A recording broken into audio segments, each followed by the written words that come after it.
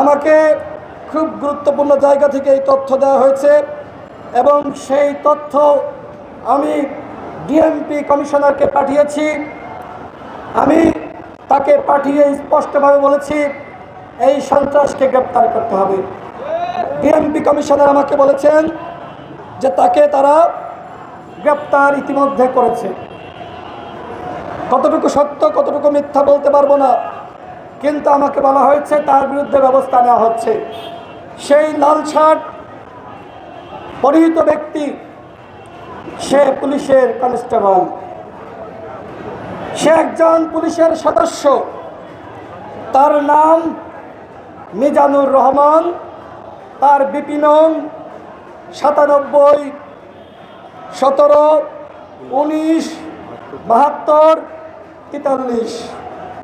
সে নুরুল হক নূরের উপর হামলা করে নাই। সে নুরুল হক নূর মনে করে আমাদের ছাত্র অধিকার পরিষদের কেন্দ্রীয় নেতা সম্রাটের উপরে হামলা করেছে, কারণ সম্রাটের পাঞ্জাবির কালার আর নুরুল হক নূরের পাঞ্জাবির কালার প্রায় একই রকম ছিল, চেহারা দেখতেও প্রায় কাছাকাছি, কিছুটা মিল আছে এবং কাছাকাছি বসা ছিল। এই পুলিশের সন্ত্রাস সেইভাবে হামলা চালিয়েছে। মিজানুর রহমান তার নাম। আমরা ডিএমপি কমিশনারকে বলতে চাই, আপনারা কি ব্যবস্থা নিয়েছেন সেটি আপনারা বিবৃতি দিয়ে আপনারা প্রচার করুন, প্রকাশ করুন। পুলিশের মধ্যে এই রকম মিজানুর রহমানদের মতন হায়না সন্ত্রাস, এদেরকে আমরা কোনোভাবেই থাকতে দিতে পারি না।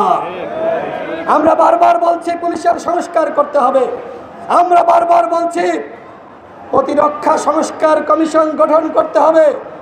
সেনাবাহিনীর সংস্কারের প্রয়োজন নাই। আপনি সচিবালয়ের সংস্কার করবেন, আপনি পুলিশের সংস্কার করবেন, আপনি শুধু ডিজিএফআই এবং সেনাবাহিনীর কোনো সংস্কার করবেন না। এইটা কি হতে পারে?